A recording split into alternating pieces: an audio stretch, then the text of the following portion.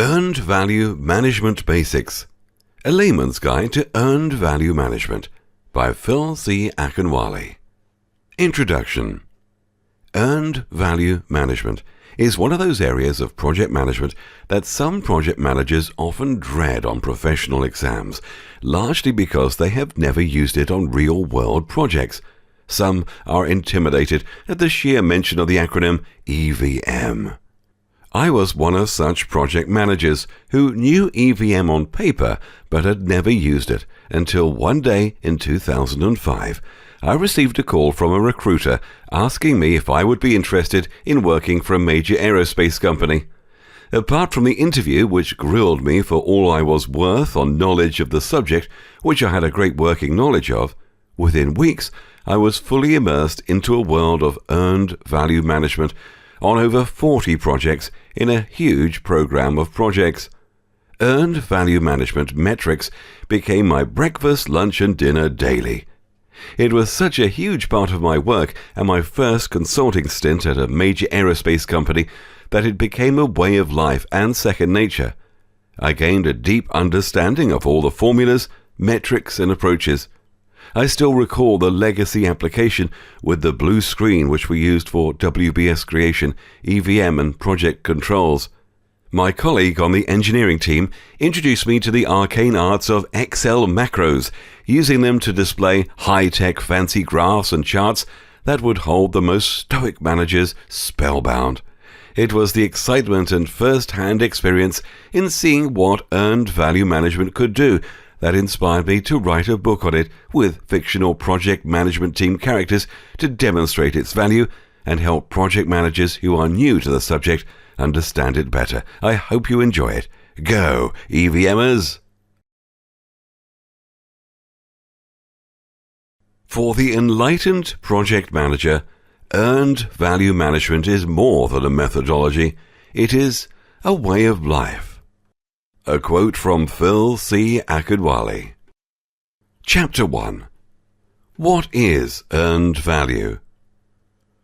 What is earned value management? Brea asked me, looking extremely perplexed. She had just started working with the team and was absolutely clueless about the topic.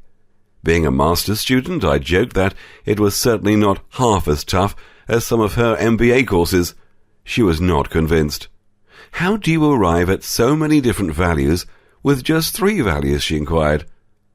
My mind travelled back to 2005 when I had just taken the PMP exam, and the term earned value seemed to be very esoteric and out there and very hard to understand. I knew how to solve problems on the exam, but what I didn't really know was how to implement an earned value management system and what it really entailed to manage programs and projects with earned value. It wasn't until I had the opportunity of working for a major aerospace firm shortly after becoming PMP certified in January 2006 that I began to understand what exactly earned value could be used for, and its main advantage being the number one approach for measuring project performance. In fact, if I were to manage any project above a certain threshold, my number one priority for measuring project fulfillment would be EVM, because it is absolutely phenomenal.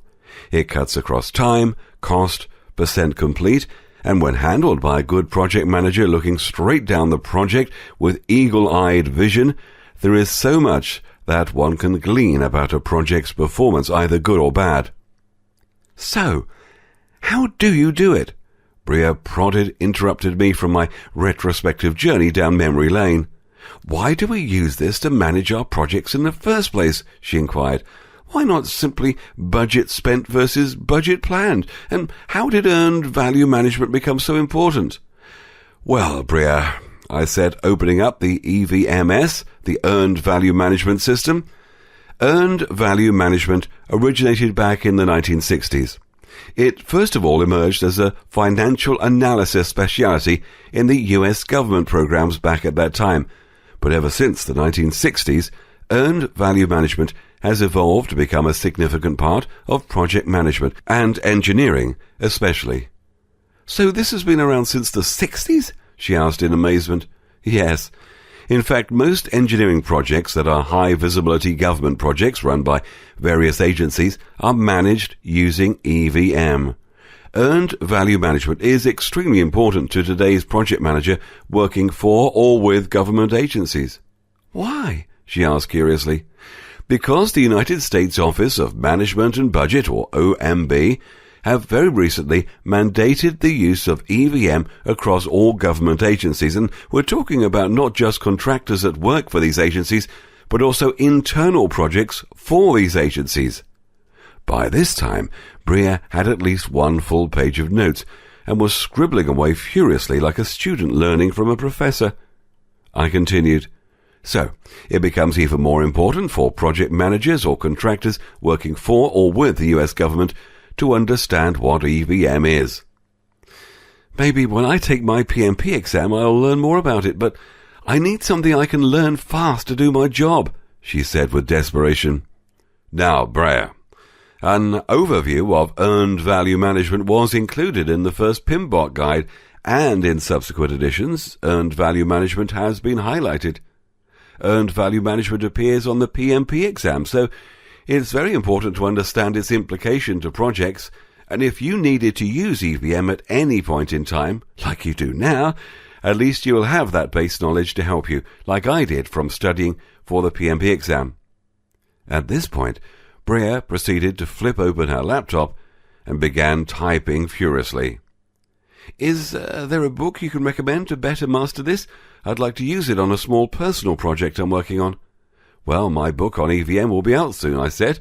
She laughed dismissively. Little did she know that I already had the draft copy of some of my EVM musings I was editing. It would be a few years later that I finalized and published the book. On a nearby post-it note, I wrote down the web address for the Defense Acquisition University, DAU, which I had thoroughly combed through many months before. It proved to be an invaluable repository of knowledge on EVM. The good thing about EVM, I continued, is that it can be scaled up or down. Depending on the size of project you're working on and its complexity, you could introduce EVM at various levels. Great! I'll get on that side right away and begin learning, Brea said. Well, before you do that, let me show you a couple of personal notes I've written on the topic. I slid the first few pages of my draft manuscript on EVM out of my folder. Here you go, I said, handing it to her. She literally snatched the pages out of my hands in eagerness. The pages read, Earned Value Definitions. The term earned value is widely used to describe a methodology for project performance tracking, known formally as earned value management. Earned value management involves using schedule, cost, and scope information to define project status and likely future outcomes such as, is a project on schedule? Is a project on budget? How much is a project team likely to end up spending on a project based on current project performance? Earned value management enables you to estimate the value of the work accomplished and indicates the project team's efficiency. It demarcates budget as earned only when a specific activity, event, portion of the work or milestone is complete. And a vital point, earned value calculations employ 4 basic metrics. Planned value, or PV, also described as budgeted cost of work scheduled, or BCWS. There's earned value, EV, also described as budgeted cost of work performed, BCWP. Actual cost, AC, also described as actual cost of work performed, ACWP. And budget at completion, BAC. These metrics are based on time and do change over time on most projects. When calculating earned value metrics, you must use values from the same time period.